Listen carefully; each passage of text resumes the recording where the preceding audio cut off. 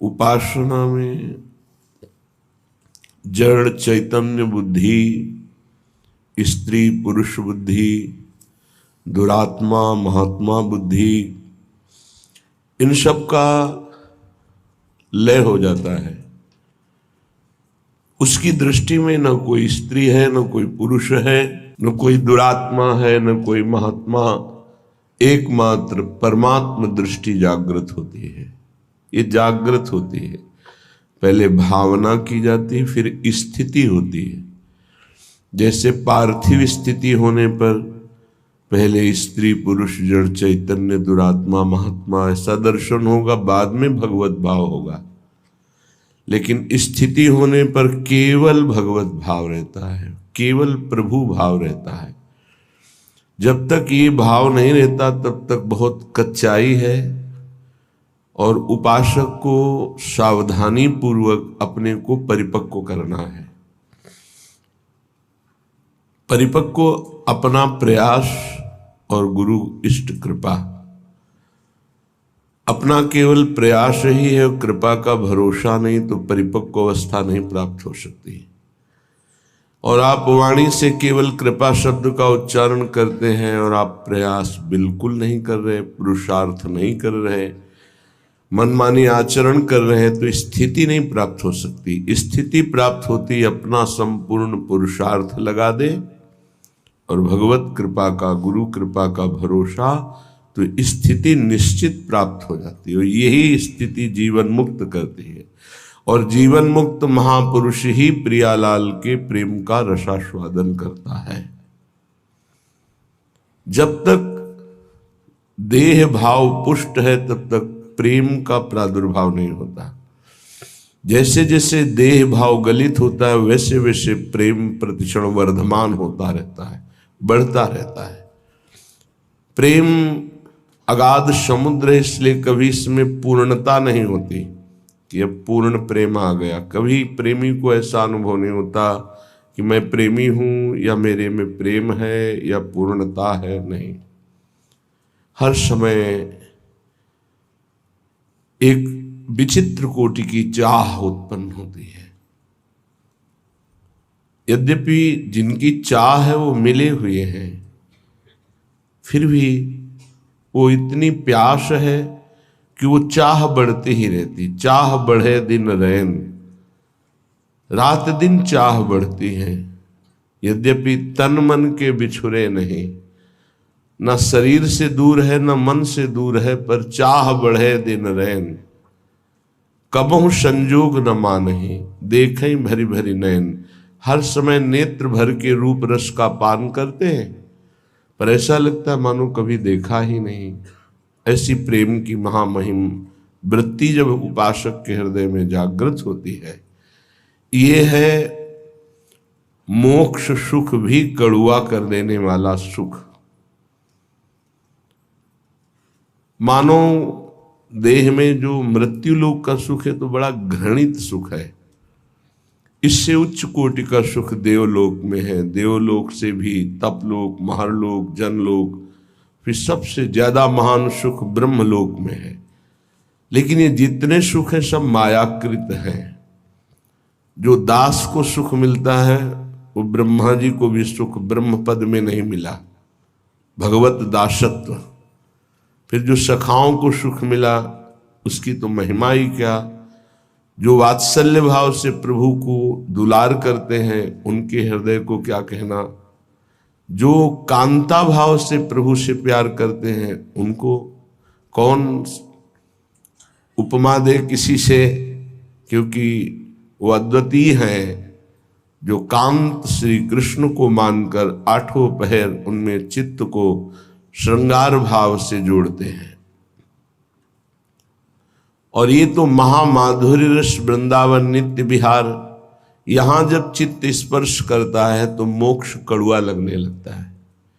मोक्ष सुख भी थुत्कीकृत हो जाता है। जिसे कड़ुआ हम स्वीकार नहीं कर सकते, थूक देते हैं। ऐसा श्रीपाद प्रबोधानंद जी ने कई बार वर्णन किया। और महाप्रभु हरिवंश चंद्र जो भी कहते हैं विभेम कैवल्यता, ये तो भयावह है मोक्ष पद, भय लगता है इससे। श्री रूप जी ने कहा कि ये तो पिशाचिनी है। जब तक ये भुक्ति मुक्ति पिशाचिनी लगी रहेगी तब तक प्रेम नहीं प्रकट होता है।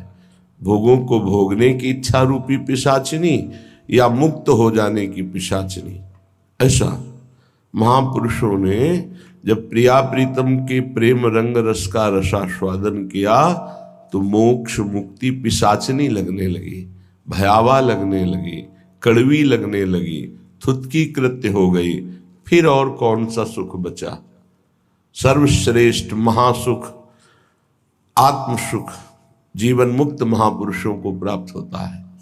लेकिन प्रेम सुख के आगे ये सब सुख फीके हो जाते हैं।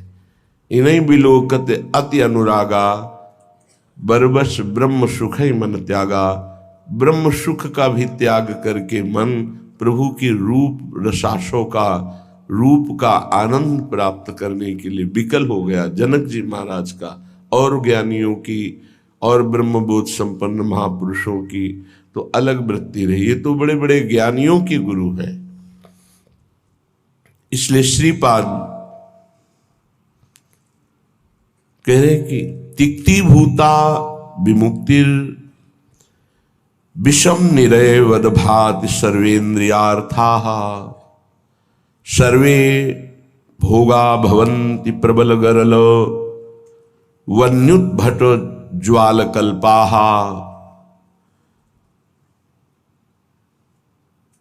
कीट प्रायाः समस्तो प्रवर सुरगणा सिद्धयश्चेन्द्रजाल प्रायः संस्वाद्य वृंदावन रसिक रसम माद्यते मेद्य हृदयम। जब आपको प्रियालाल का थोड़ा भी प्रेम प्राप्त होगा तो तिक्ति भूता विमुक्तिर, ये जो जीवन मुक्ति अवस्था है, मोक्ष पदवी है, बोले तिक्ति भूता है, कड़वी लगने लगेगी। नहीं चाहिए मोक्ष सुख, पर ये बहुत ऊंची बात है।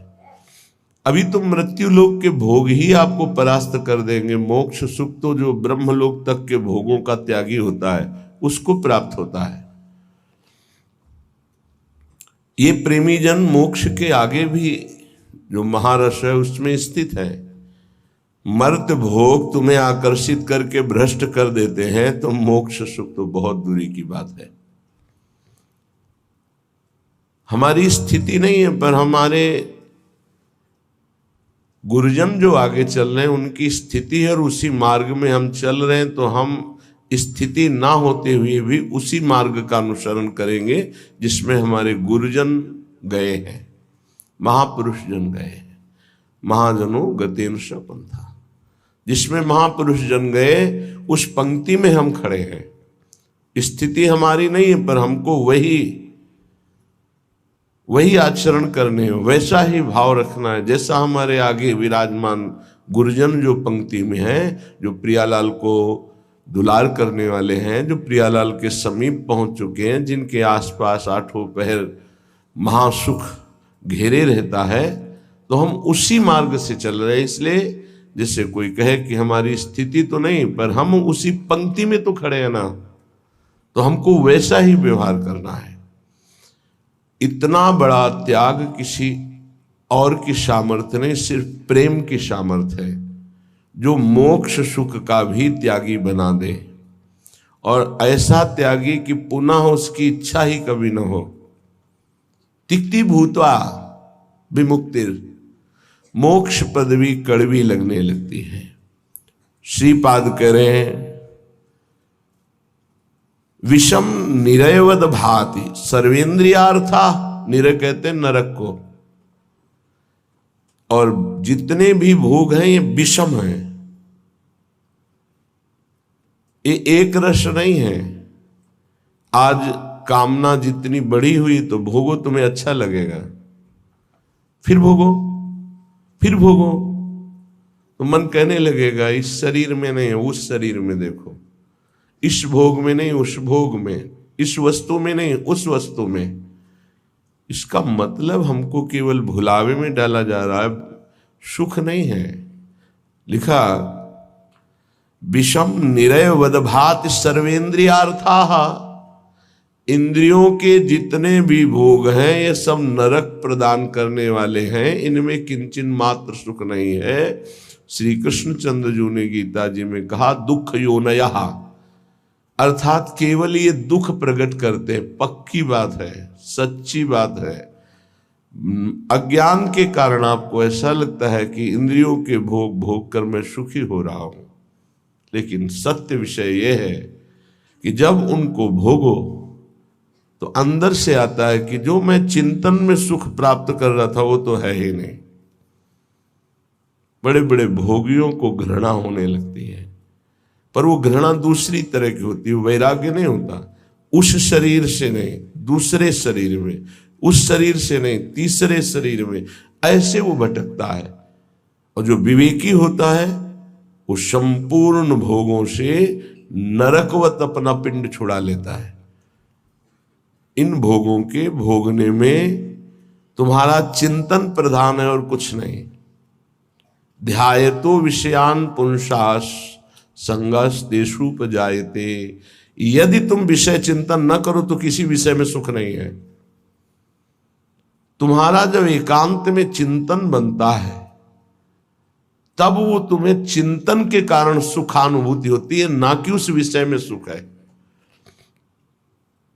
जैसे एक कुत्ता सूखी हड्डी लेकर एकांत में भागता है कि मेरे सुख को कोई छीन न ले, और जब चबाता है तो उसी की गलफरों से रक्त स्राव होकर हड्डी में दिखाई देता है। उसको लगता है इसमें रस है, इसमें पावर है, कुछ नहीं। ऐसे ही अज्ञानी पुरुष के द्वारा समस्त भोगों के भोगने का जो चिंतन है वही चिंतन उसे सुखानुभूति कराता है, न कि भोगों में। नहीं तो भगवान की आज्ञा मानो, अनन्यस चिंतयन्तो माम, केवल भगवत चिंतन हो, फिर हमको परिणाम बताओ कौन सा भोग तुम्हें सुख प्रदान करता है। घृणा हो जाएगी। ये भगवत प्राप्त महात्मा कह रहे हैं, इनके वचनों को मानना चाहिए, अनुभव में नहीं उतरना चाहिए। ऐसा दलदल है भोगों का कि आज तक कोई अनुभव करके नहीं निकला है। जब निकला है तो रो के असंतुष्ट होकर के ही छोड़ा है।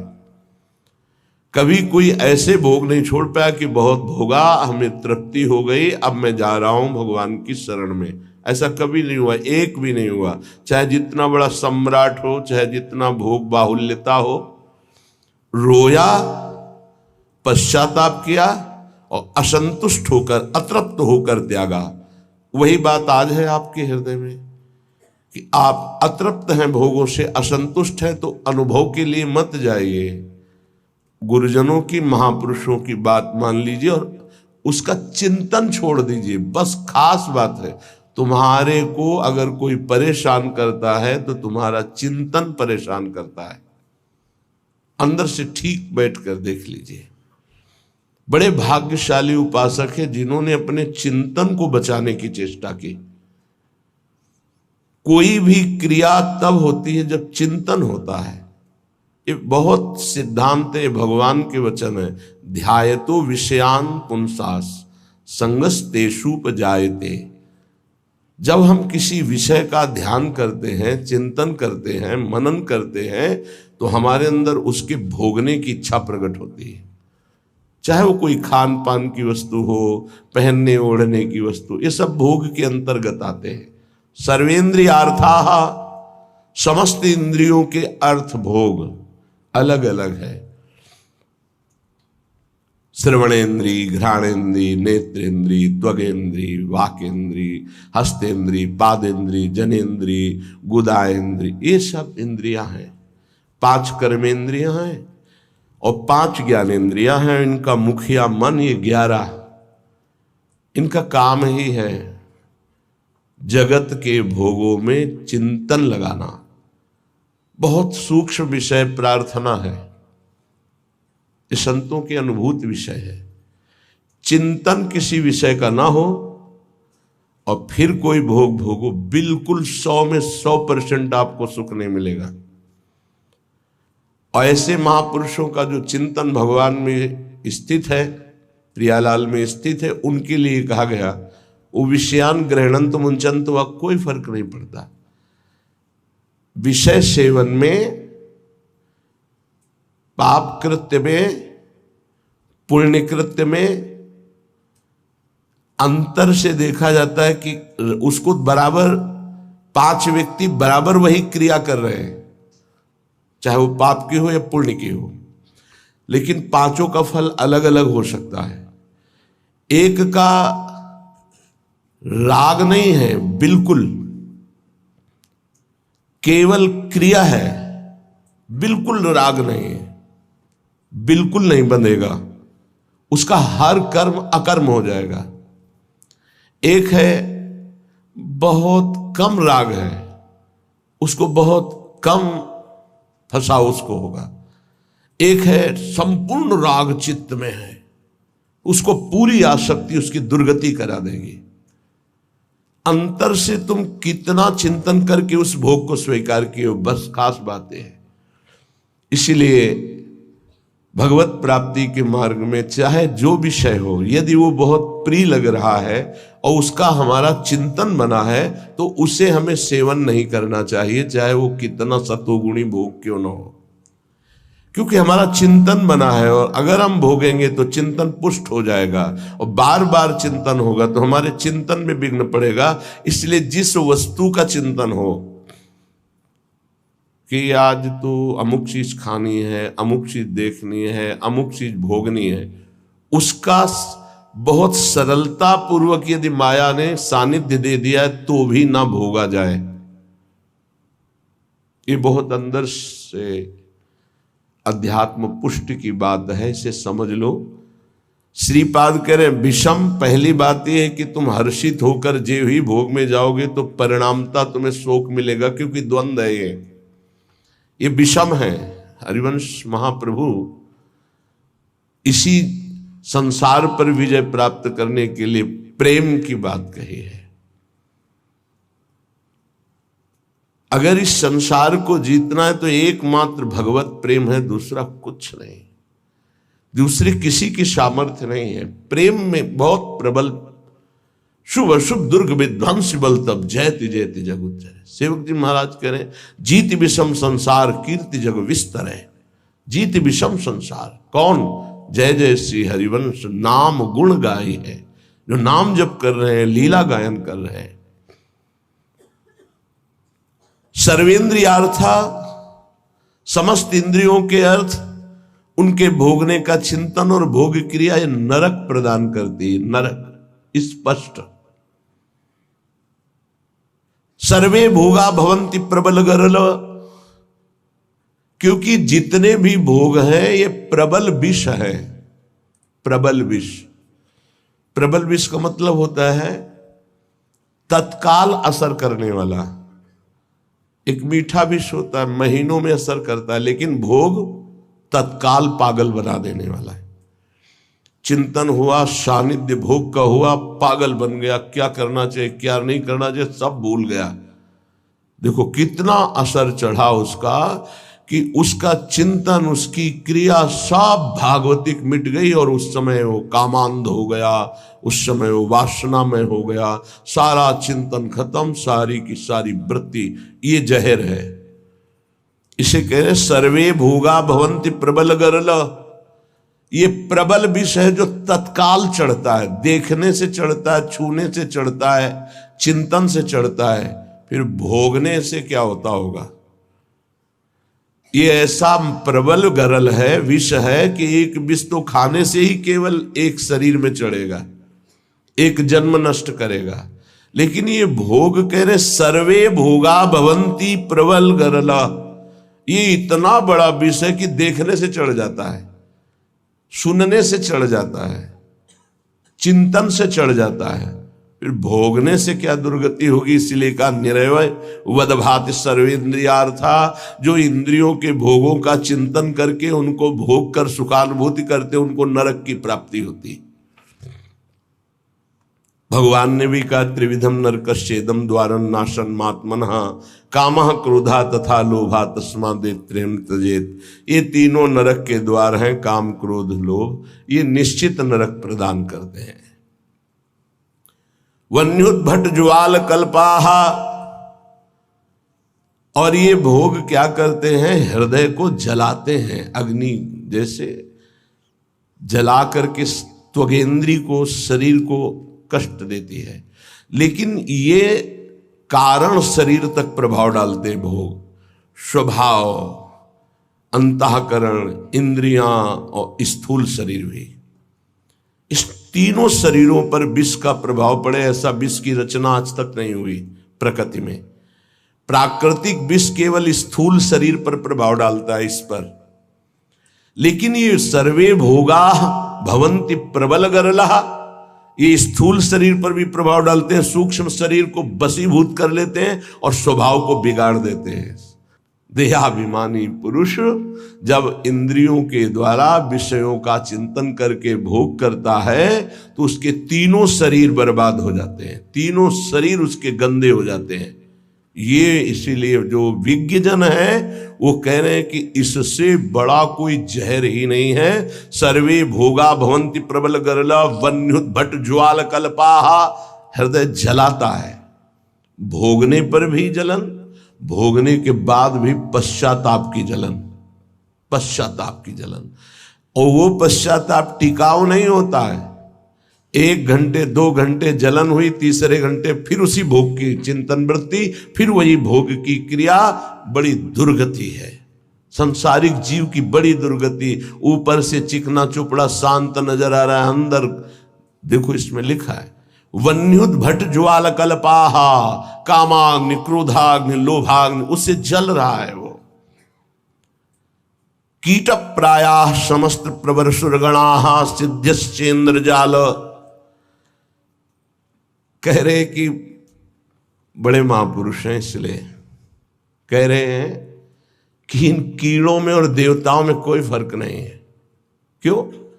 प्रारब्धानुसार कीड़ा भी अपने भोग को भोग रहा है, देवता भी भोग को भोग रहे हैं। देवता कोई नवीन कर्म करके भजन थोड़ी कर रहे हैं, अपने पूर्व पुण्यों को भोग रहे हैं। तो कीट प्रायः समस्त प्रवर सुरगणाः, ये प्रवर माने होता श्रेष्ठ, श्रेष्ठ जो देवता लोग हैं हमारी दृष्टि में कीड़े से ज्यादा नहीं है। क्यों? क्योंकि जैसे कीड़ा अपना प्रारब्ध भोग रहा है, ऐसे देवता अपने प्रारब्ध भोग रहे हैं। शुभ कुछ नहीं है उनके पास, नवीन कर्म नहीं, जितना रुपया जमा उसका भोग कर रहे हैं। जैसे बढ़िया होटल है, हर व्यवस्था है, आपका पेमेंट है तो आप भोगिए हर भोग, जिस दिन पेमेंट खत्म हुआ धक्का मार के बाहर कर दिए जाओगे। ऐसे ही स्वर्ग से धक्का मार के गिरा दिया जाता है। उसके गले में एक माला पड़ी होती है, वो माला नित्य नवीन सुगंधित रहती है जब तक उसको स्वर्ग में रहना है। और जहां माला कुम्हलाई तो पता चला कि पुण्य नष्ट हो गए। अब उसको भारी वियोग, उसका विमान छिन जाएगा, उसका महल छिन जाएगा, उसको अप्सरा जो मिली थी वो सब भोग सामग्री एक क्षण में हटा के, देव शरीर से हटा के भ्रष्ट कर दिया गया। फिर मृत्यु लोक में क्या बनेगा कि कीड़ा पतिंगा क्या बनेगा वो भगवान जाने। इसीलिए कह रहे मेरी दृष्टि में कीड़े से और देवता से समानता जब करते हैं तो बराबर नजर आता है। वो अपने प्रारब्ध का भोग भोग रहा है, अपने प्रारब्ध का। तो बोले मनुष्य का उदाहरण क्यों? मनुष्य श्रेष्ठ है देवताओं से। क्यों? क्योंकि वो राधा राधा कृष्ण कृष्ण जप करके वो भगवत प्राप्ति कर सकता है, देवता नहीं कर सकते। कीट प्रायाः समस्त प्रवर सुरगणाः सिद्ध्यश्चेन्द्र जाल। अब कह रहे ये जो अष्ट सिद्धियां और भी 28 सिद्धियां और भी अन्य छोटी सिद्धियां, बोले ये इंद्रजाल है, कोई भगवदानंद नहीं है।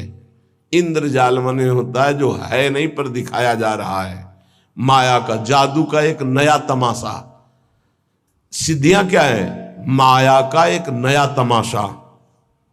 अगर उनको और क्या तमाशा, यही है अभी यहां है और इसी समय कहीं और है। जब दोनों अरे बड़े तो सिद्ध पुरुष हैं, अभी तो यहां हमारे सामने, तो बोले ठीक इसी समय हमारे पास भी थे, बोले बड़े सिद्ध पुरुष हैं। ये क्या है? कोई खास बात थोड़ी है। अष्ट सिद्धियां सिद्ध्यश्चेन्द्र जाल, ये इंद्रजाल माया जादू का तमाशा है। यह है प्रेम की प्राप्ति के लिए जो हमें विकलता चाहिए वो यहां कहीं नहीं टिकना। प्रायः संस्वाद्य वृंदावन रसिक रसम माद्यते मेद्य हृदयम। जिनको वृंदावन प्रेम रस की प्राप्ति की चाह है वो इतने में किसी में भी न टिके, किसी को भी स्वीकार न करे, नहीं प्रेम रस नहीं मिलेगा। इसीलिए आप देखें हमारे वृंदावन ब्रज धाम या कहीं भी जो भगवत प्रेमी सिद्ध महापुरुष है, आपको कोई जादू तमाशा कोई ऐसी बात नहीं मिलेगी। सीधे सरल स्वभाव, नमन कुटिलाई। तो यहाँ की सिद्धि क्या है? यहाँ के सिद्धों को क्या प्राप्त होता है? रुदु सुस्वरम राजन कृष्ण दर्शन लालसा। पर रोना यहाँ की सिद्धि है। जिस पर तुम हो रीझते क्या देते यदुवीर, रोना सिसकना तड़पना आहों की जागीर। ये यहाँ के सिद्धों की परिपाटी है। एकांत में बैठे हुए चिल्ला चिल्ला के रो रहे प्रभु से, हा कृष्ण, हा कमल लोचन, हा प्रियाजू, हा स्वामिनी। ये यहाँ की सिद्धि है। तो ये किसको मिलती है? बोले जो मोक्ष को कड़ुआ मान करके, जो समस्त इंद्रियों के भोगों को नरक मान करके, जो समस्त भोगों को महाविष जान करके, क्योंकि ये जलाने वाले हैं, और समस्त देवताओं को भी कीड़े से भी ज्यादा भाव न रखना। कीड़ा अपना प्रारब्ध भोग रहा है, वो अपना प्रारब्ध भोग रहा है। और इंद्रियां ये तो जादू का तमाशा है। गोस्वामी तुलसीदास जी ने भी लिखा है, रिद्धि सिद्धि पेरे बहु भाई, बुद्धि लोभ दिखावे आई, होए बुद्धि जो परम सयानी, तिन तन चितैना नहित जानी। ये हमारा अमंगल कर देंगी, भगवत प्राप्ति नहीं होने देगी। इसलिए भगवत प्रेमी महात्मा कभी किसी सिद्धि को स्वीकार नहीं करता। इसीलिए बहुत सरल होते। अब फिर उनमें कोई चमत्कार नहीं दिखाई देता। क्या चमत्कार? बाहरी, क्योंकि वो इंद्रजाल स्वीकार नहीं किए। उनका चमत्कार होता उनके समीप एक बार जो आ गया और उन पर भाव कर लिया तो उसका जीवन परिवर्तित हो गया, वो भक्त बन गया, भगवान का नाम जापक बन गया, अच्छे आचरण वाला बन गया, मनुष्य जीवन का उसको लाभ मिल गया। ये चमत्कार होता है। तो श्रीपाद कह रहे हैं, श्री वृंदावन का जो महारसास्वादन मतवाला कर देने वाला, मोक्ष सुख को भी थुत्कीकृत करने वाला प्रेम है, उसकी प्राप्ति के लिए यदि आप चल रहे हो तो स्त्री मात्रे मात्र बुद्धि, बहुत ध्यान से सुनिए। गृहस्थ हैं तो जिनके साथ पाणी ग्रहण संस्कार किया है, उनके अलावा आपका किसी के प्रति भी काम भाव वाली वृत्ति का संबंध नहीं होना चाहिए। नहीं, बड़ी दुर्गति होती है। चाहे वो स्त्री शरीर हो चाहे पुरुष शरीर हो, यदि अपनी मर्यादा से अलग, ये देखो धर्म शास्त्र हैं, इनका एक कानून है। भारतीय संविधान के अनुसार आपने यदि कानून विरुद्ध आचरण किया और नहीं पकड़े गए तो आप अपने को बहुत प्रवीण मानते हैं कि मैं बच गया, देखो। लेकिन तुम भारतीय संविधान के प्रगट में दंड ना मिलने पर ऐसा न समझ लेना कि दंड मुक्त हो गए। एक है भागवतिक संविधान, जिसमें किसी की गवाही, किसी की साक्षी की या किसी की रिपोर्ट की जरूरत नहीं, तुम्हारा कर्म ही तुम्हें दंड दे देगा जो तुमने कर्म किया है। इसलिए जो पति वंचक पर पति रति करई, रो रो नरक कल्प सत परई। जो स्त्री अपने पति की वंचना करके दूसरे पुरुषों के साथ सहवास करती है, बहुत समय तक वो रो रो नरक को प्राप्त होती। ऐसे जो पुरुष पाणी ग्रहण करके अपनी पत्नी को धोखा देकर दूसरी स्त्री के साथ सहवास करता है, ऐसी उसकी दुर्गति होती है। और जो भगवत मार्ग में चलने वाले उपासक हैं, चाहे गृहस्थ हो चाहे विरक्त, समस्त संसार की जितनी भी स्त्री शरीरधारी हैं, उन सब के प्रति पूज्य बुद्धि, भगवत बुद्धि, दैवी बुद्धि, मातृ बुद्धि, ऐसा कहा गया है। जिनसे पाणी ग्रहण किया उनकी बात अलग, गृहस्थी में बका सबके प्रति भगवत बुद्धि, सबके प्रति। ऐसे विरक्त भाव में गोस्वामी जी इसी की टीका करते हैं। स्त्री मात्रे मातृ बुद्धि के लिए जननी सम जानहि पर नारी, धन पराए बिसते बिस भारी, जिन्हि राम तुम प्राण प्यारे, तिनके मन शुभ सदन तुम्हारे। जो आपको प्राणों से भी अधिक प्यार करते हैं, उनका मन आपका निरंतर निवास स्थान है। हे रघुनाथ जी, वाल्मीकि जी कह रहे, जो सदैव माताओं बहनों की तरफ दृष्टि केवल पूज्य बुद्धि से जाती है। ये जननी है, हम इन्हीं से पैदा हुए हैं। इन्हीं माताओं के गर्भ में बड़े बड़े महात्मा, बड़े बड़े राष्ट्र भक्त प्रकट हुए। ये दैवी शक्ति है। इनका जो अपमान करता है, निरादर करता है, नष्ट हो जाता है। बड़े बड़े अपराध रावण ने किए लेकिन नष्ट नहीं हुआ। लेकिन जब दैवी शक्ति का अपमान किया तो भस्म हो गई सोने की लंका, और रहा न को कुल रोवन हारा। बड़ी उद्दंडता करता था दुर्योधन, लेकिन बड़े बड़े महात्माओं की कृपा बनी रही उसके ऊपर। पर जो उसने देवी का अपमान किया, सभा में निर्वस्त्र करने का आदेश, उसी समय सारे सुकृत नष्ट हो गए और हर महात्मा की कृपा हट गई और नष्ट, पूरा कुल का कुल नष्ट हो गया। जिनके घरों में माताओं बहनों को सताया जाता है, कष्ट दिया जाता है, वो कभी स्त्री संपन्न घर नहीं हो सकते। और जो माताएं बहनें धर्म भ्रष्ट आचरण करती हैं, वो कभी सुखी नहीं रह सकती, दुर्गति को प्राप्त होंगी। ये धर्म है, ये हमारा देश धर्म प्रधान देश है।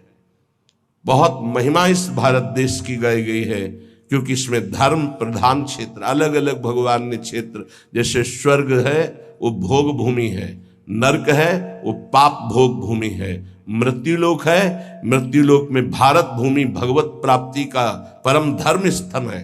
जैसे गंगा यमुना सरस्वती का समागम तीर्थराज प्रयाग एक स्थान है अपना, उसका महत्व है। ऐसे पूरे विश्व में भारत का महत्व है। यहां भगवत प्राप्ति रूपी महान धर्म की स्थापना भगवान ने की है। ये वो भूमि है। इस भूमि में वास करने वाले के ऊपर भागवतिक शासन है, धर्म शास्त्र का। आप यहां परस्पर व्यभिचार नहीं कर सकते। जो हमारे शास्त्र मर्यादा है उसके विरुद्ध आचरण नहीं। स्त्री मात्रे मात्र बुद्धि आदेश कर रहे हैं, संपूर्ण स्त्रियों में मात्र बुद्धि। देखो गांव में हमने देखा है, छोटी छोटी जो बालिकाएं 10-11 से, तो सब उनके चरण छूने की भावना, घर के जन भी, अरे तू तो कन्या है, देवी है, जैसे वो पिता के चरण छूने के लिए चले, ला इधर पैर ला, हम गांव की बात करें, ऐसे चले तो दुर्गा है, कन्या है, देवी है, ऐसी भावना है। नवरात्रि में पवाया जाता है ना आराधना करके, तो उनके प्रति वही बुद्धि रखो जो नवरात्रि में बुद्धि रखते हो कि ये तो सब नवीन अवस्था की बच्चियां दुर्गा स्वरूप है, देवी स्वरूप है। तो वैसे ही स्त्री मात्रे मात्र बुद्धि, ये सब जगदम्बा है, हमारी श्री जी की निज सखियां हैं। इनके चरणों में वंदना करे तो प्रिया जो से प्रेम हो जाएगा, और इनके प्रति दोष भाव करे तो नरक की प्राप्ति होगी। ऐसे ही स्त्री शरीर को चाहे पुरुष शरीर के प्रति भगवत भाव रखना। गोस्वामी तुलसीदास जी ने लिखा है, मध्यम परपति देखई कैसे, भ्राता पिता पुत्र निज जैसे। अपने बराबर का देखा तो जैसे हमारा भाई हो तो कैसा हमारा भाव रहेगा, छोटा देखा तो पुत्र हो तो कैसा भाव रहेगा, और पिता के समान जो वयोवृद्ध बड़े हैं उनके प्रति पूज्य भाव रहता है। तो माता बहनें कैसे पुरुष को देखती, भ्राता पिता पुत्र निज जैसे। और पुरुष कैसे देखते, बोले जननी समझाने पर नारी। जो बड़ी माता है बहनें वो साक्षात माँ है, जो छोटी हो साक्षात दुर्गा है, नवीन कन्या रूप। उनके चरण स्पर्श करे, जहां पाणी ग्रहण है वहां अर्धांगिनी भाव। स्त्री मात्रे मात्र बुद्धि, समस्त चराचर जगत की ये प्रेम प्राप्ति के लिए आदेश दे रहे श्रीपाद। स्थिर चर निखिल प्राणी प्राणीश उपास्य बुद्धि, चाहे जड़ हो चाहे चैतन्य हो, उसमें गौर से देखो राधा वल्लभ लाल जी की भावना करते हुए। तो राधा वल्लभ लाल जी दिखा देंगे, कह रहे स्थिर चर निखिल प्राण उपास्य बुद्धि। ये क्रूरापि पापिनो न च सताम संभाष्य दृश्याश्च ये सर्वान वस्तुतया निरीक्ष परम स्वाराध्य बुद्धिर्मम। मेरे आराध्य देव चर चर में विराजमान है। बाह्या शेषार्थ लाभेष्वपि, कह रहे कि सांसारिक जितने भी लाभ हैं ये सब धोखे के हैं। समझना है, केवल समझना है, कर्तव्य पालन करना है, पर यह समझना है कि ये कोई लाभ नहीं है, धोखे का लाभ है।